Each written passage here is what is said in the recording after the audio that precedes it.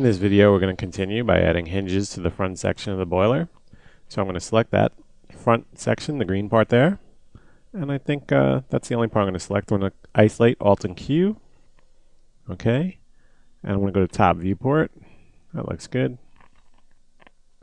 And we're going to start out going to create MVH primitives, the tube cap again, just because we're going to make a hinge, so we'll have the circle part of it figured out right off the bat.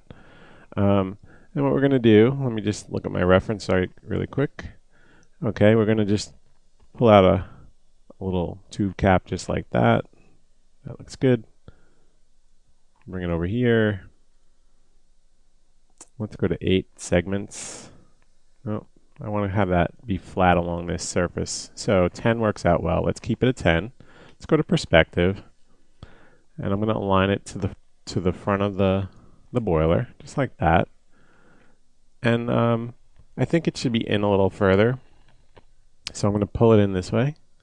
I'm going to pull it forward. F4 so I could see a little better. Okay, let's pull it forward and let's shrink the radius a little bit. Just like that. And align it to the front again. Okay, that looks good. I'm going to convert to editable poly by right-clicking on it. Convert to editable poly.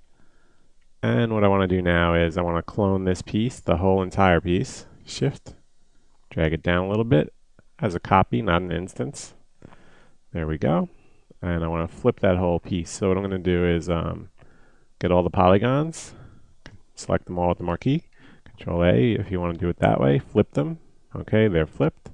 And now we're going to attach this mesh to the other tube cap that we created. And F3.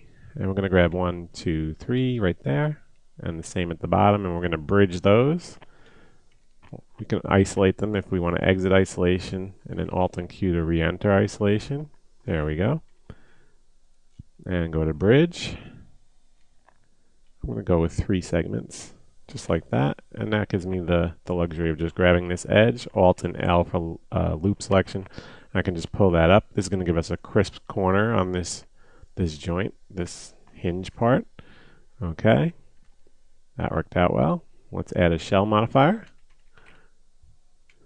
and right click that value out, and let's manually add some thickness and maybe 3 segments and add a turbo smooth to the top of that. F4. Okay, that looks pretty good. Let's exit isolation, zoom in a bit. Okay, and I'm going to move it forward just like that, and if needed I can make some adjustments. Take this edge and maybe this edge and move them back a little bit, just like that. Even more. Let's see how that worked. F4. That's not bad. Let's do a little more. Let's toggle end result, and we can just do it as we watch. Okay, and let's add another iteration to the turbo smooth. Okay, not bad. We can come in here and make adjustments as well. I mean, we're intersecting a little. What we really should do is let's move it out a bit, just like that. Okay, and we can scale it just a touch.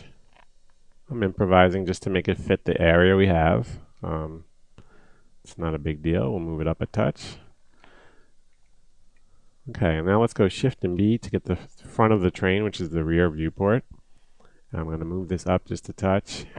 Let's go midway between this clamp and this clamp. You can tweak it. Now we're going to shift down, straight down the line to there, make a copy. Let's go to perspective. Okay, and that's the pivot for the hinge.